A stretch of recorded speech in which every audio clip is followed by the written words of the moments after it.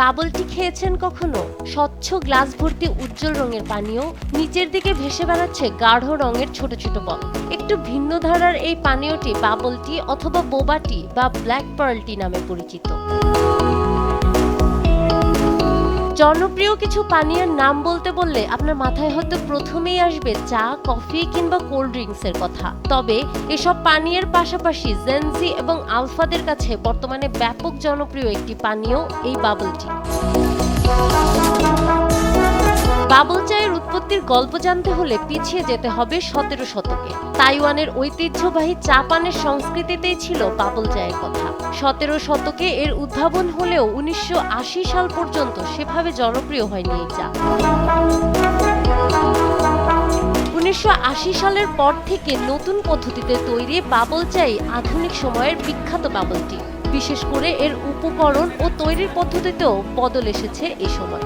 জানা যায় সে পদ্ধতিটির আবিষ্কারক তাইওয়ানের তু সোংহো নামের এক ব্যবসায়ী। তাইওয়ানের অলিগলির জনপ্রিয় এই বাবল টি আগে আঞ্চলিক পানীয় হিসেবে বিখ্যাত হলেও বর্তমানে বাংলাদেশেও এই ড্রিঙ্ক কম জনপ্রিয় নয়। গত কয়েক বছরে ঢাকায় বেশ কিছু বাবল টির দোকান গড়ে উঠেছে। এসব জায়গায় সাধারণত 300 থেকে 500 টাকার মধ্যে এক গ্লাস বোবা টি বিক্রি হয়। মূলত ব্ল্যাক টি বা গ্রিন টি, দুধ আর বোবা বা পার্ল এই 3 উপকরণের সঙ্গে সিরাপ বা ফলের রসের সমন্বয়ে তৈরি হয় বাবল টি। পানীয়টি গরম বা ঠান্ডা দুভাবেই পরিবেশন করা যায়, তবে বেশিরভাগ ক্ষেত্রে ঠান্ডাই খাওয়া হয়। বাবল চায়ের আসল বিশেষত্ব হলো এ চায়ের মধ্যে বুদবুদ দেখা যায় তা নয়, মূলত গোল গোল বুদবুদের মতো জেলির বল থাকে এই চায়ে। জেলেটিন দিয়ে তৈরি হয় এই বিশেষ ক্যান্ডি বল।